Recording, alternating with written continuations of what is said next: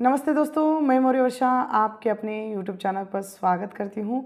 आज हम वही माटी के मूर्ति श्री रामकृष्ण बेनीपुरी द्वारा लिखित संस्मरण या कोई उसे रेखा चित्र भी कहते हैं। तो रेखा चित्र या संस्मरण जिस किताब में 12 खंडों में या 12 भागों में रेखा चित्रों का या संस्मरणों का वर्णन है, तो 2 वीडियो मैंने इस पर डाल दिए हैं। आज हम तीसरा जो रेखा चित्र या जो संस्मरण आज हम लेकर आने वाले हैं। तीसरे संस्मरण का नाम है सरजू भैया, जो माटी के मूर्ति इस किताब में तीसरे नंबर पर हैं। वैसे 12 संस्मरण या रेखा चित्र इसमें हैं, तो हम इस पर 12 वीडियो लेकर आने वाले हैं और इसलिए मैं हर रोज़ एक संस्मरण डालने वाली हूँ, क्योंकि नीट की परीक्षा आगे आने वाली है। तो नीट की परीक्षा को ध्यान में रखते हुए जल्दी से जल्दी ये जो माटी के मूर्ति हैं इसको हम समाप्त करने वाले हैं। तो सरजू भैया आज हम देखने वाले हैं। माटी के मूर्ति इस संस्मरण में आया हुआ तीसरा संस्मरण या रेखा चित्र सरजू भैया का है।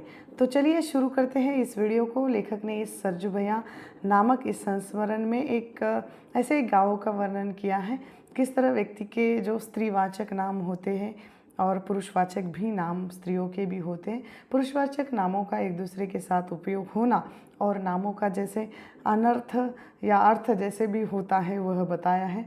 सरजू भैया के बारे में स्मरणीय जो यादें हैं लेखक की जुड़ी हुई हैं, वो यादें इस संस्मरण में लेखक ने बताते हुए कहा है कि सरजू भैया का जो घर है लेखक के पास है या लेखक के घर के पास ही है, जो एक पुराने घर की तरह मिट्टी से बना हुआ है, जिसका वर्णन भी लेखक ने इस संस्मरण में बहुत बारीकी से किया हुआ है।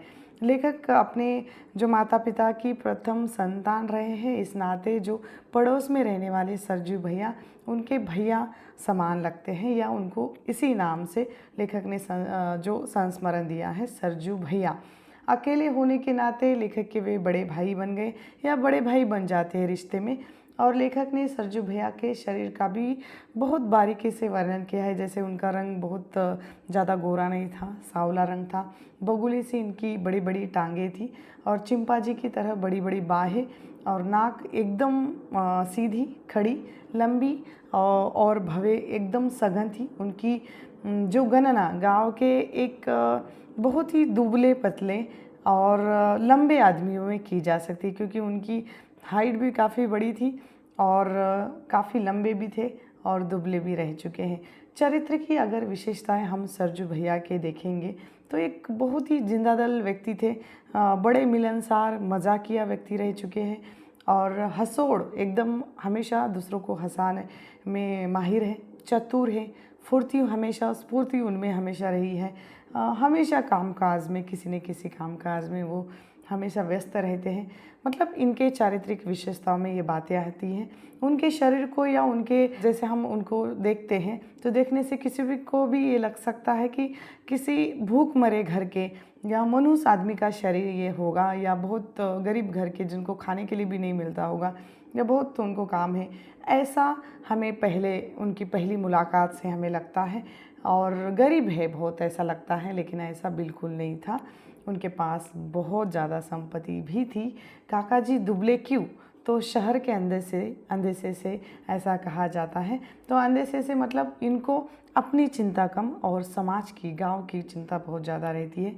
अर्थात इनका ये जो हाल है इनके स्वयं के कारण नहीं है, दूसरों के कारण है। दूसरों की हमेशा चिंता करते रहते हैं, बेवजह चिंता करते रहते हैं और दूसरों के कारण ये उनका हाल बना हुआ है और इनकी हालत ऐसी है। वे हमेशा दूसरों की चिंता करते रहते हैं, दूसरों पर परोपकार की बातें करते रहते हैं। इस व्यक्ति ने अपना जो पूरा शरीर है एकदम सुखा लिया है दूसरों के काम करते करते, और बल्कि अपनी संपत्ति का नुकसान भी उन्होंने किया है। जो इनके पिताजी की संपत्ति थी या बहुत ज़्यादा पिताजी की इनकी संपत्ति रह चुकी है, उनका लेन देन भी गांव में चलता था। पिताजी की मृत्यु के बाद सब चौपट हो गया है, ऐसा लेखक ने कहा है, क्योंकि एक बार भूकंप आ गया था और भूकंप आने की वजह से इनके जो घर है गांव के या इनका भी घर बर्बाद हुआ था। सरजू भैया के पिताजी की जो परंपरा रही है उस परंपरा को वो आगे नहीं बढ़ा पाते, क्योंकि जो संपत्ति इनके पिता की रही है वो संपत्ति सारे गांव के हित में इन्होंने लगा दी है। सब संपत्ति नष्ट होने को आई थी। उनका हृदय दूसरों के दुख को देखकर तुरंत दुखी होने का होता था और तुरंत जैसे एक तरह से वो द्रवित हो जाते थे, और किसी ने भी अगर लेन देन की बात की वो तुरंत किसी की भी मदद कर देते थे। और ये लेन देन पैसे के कारण, और जब भी लेन देन होता था तो ये बिना कुछ बातें रखे सामने दे देते थे, लेकिन जब वापस करने की बारी आती थी तो इतने ऐसे कठोर भी नहीं बनते थे कि मेरे पैसे मुझे वापस ही दे दो। इस कारण बहुत सारे लोग पैसे देते समय तो बहुत मीठी मीठी बातें करते थे, और जब वापस करने की बारी आती थी तो सरजू भैया से लड़ जाते थे, या सरजू भैया से डरते नहीं थे, ऐसे ही पैसे वापस नहीं करते थे। जैसे गांव का प्रत्येक काम, हर किसी की मुसीबत में साम देना, छोटा बड़ा कोई भी काम हो, हर काम में ये अपना हाथ बटाते थे। और सरजू भैया के बारे में अगर कहा जाए तो गांव में कोई बीमार है या किसी की मृत्यु हो गई है, किसी का जन्म हो गया है, किसी की शादी है, तो हर काम में, हर कार्यक्रम में ये उपस्थित रहते थे, हर मदद करते थे। जैसे कोई बीमार पड़ गया तो वैद्य जी का बुलाने का काम इनका ही होता था। कुछ खरीदना हो, कुछ बेचना हो तो सरजू भैया की हाजिरी वहाँ पर होती ही थी।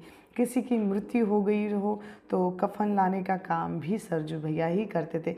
अर्थात गांव का सारा बोझ अपने सिर पर लेकर घूमने वाले ये सरजू भैया अपने घर का नुकसान करते हैं, अपने घर का हाल देखते ही नहीं हैं।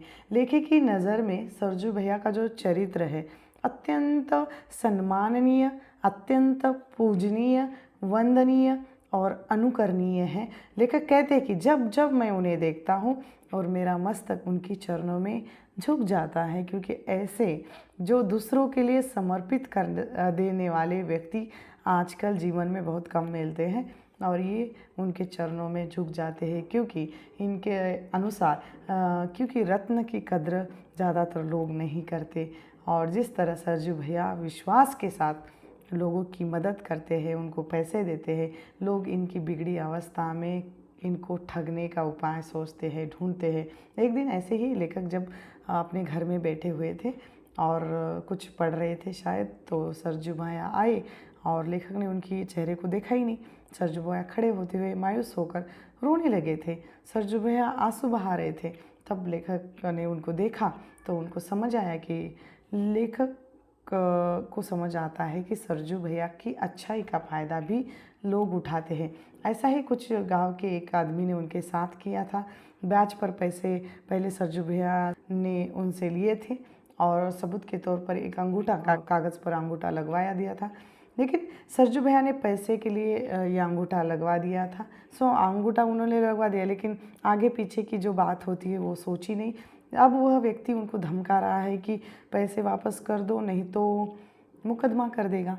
अब ये जो स्थिति आई है सरजू भैया पर, क्योंकि बहुत सारी संपत्ति थे लेकिन लोगों को मदद करने के चक्कर में ये सब गवा बैठे, और एक दिन ऐसी नौबत इन पर आ जाती है कि खुद दूसरों के पास जाकर पैसे उधार में या ब्याज पर लेते हैं। इससे सरजू भैया को बहुत दुख लगता है। उनको लगता है कि जब मेरे पास था तो मैं सबकी मदद करता था, अब मेरे पास नहीं है तो लोग मुझे ठगने के लिए उतावले हो रहे हैं। सरजू भैया को 5 लड़कियां थी। बेटी की इच्छा तो लेकर ये 5 लड़कियां हुई, लेकिन बेटा नहीं हुआ और उनकी ये इच्छा अधूरी रह जाती है और पत्नी की मृत्यु हो जाती है। बेटियों की शादी सरजू भैया ने बहुत बड़े धूमधाम से की, अकेले ही वे रहे हैं, क्योंकि बेटियों की शादी उन्होंने करवा दी है, ना ही धन संपदा भी रही है उनके पास, और उनका पारिवारिक जो वंशज, उनका जो घर है पुश्तैनी या माता पिता का जो घर है वही घर है, और घर के साथ अब सरजू भैया का जीवन भी गतिमान रहेगा कि नहीं, ये भी एक प्रश्न चिन्ह है। और उनका पुश्तैनी घर जो है, लेखक कहते हैं कि अब वो खंडहर बन चुका है। और दूसरी शादी करने की बात कभी कभार मजाक में जब लेखक के घर में वो आते हैं तो लेखक की पत्नी कभी कभी सरजू भैया को कहती है कि दूसरी शादी करना चाहिए, या सरजू भैया की शादी को लेकर लेखक के घर में बातचीत होती रहती है, कहती भी है, लेकिन सरजू भैया हंसी मजाक में वो बात छोड़ देते हैं, उतनी गंभीरता से नहीं लेते दूसरी शादी की बात। क्योंकि बेटा न होने के कारण घर में कोई नहीं है, बेटियां अपने अपने ससुराल में जा बसी हैं, पत्नी भी नहीं है, तो अकेले इनका जीवन रहा है। और लेखक का परिवार सरजू भैया के बारे में अत्यंत विचार करता है और विचार करके उदास भी हो जाता है, ऐसा लेखक ने कहा है। क्योंकि आगे इस सरजू भैया का होगा क्या, क्योंकि बुढ़ापे में कोई ना कोई साथ देने वाला एक आसरा होना चाहिए। इस तरह की चर्चा लेखक ने अंत में की है। और यहाँ पर ये सरजू भैया का चरित्र या रेखा चित्र हम बोल सकते हैं, या उनके यादों में बसा हुआ ये जो संस्मरण है सरजू भैया का, तो ये संस्मरण यहाँ पर समाप्त हो जाता है।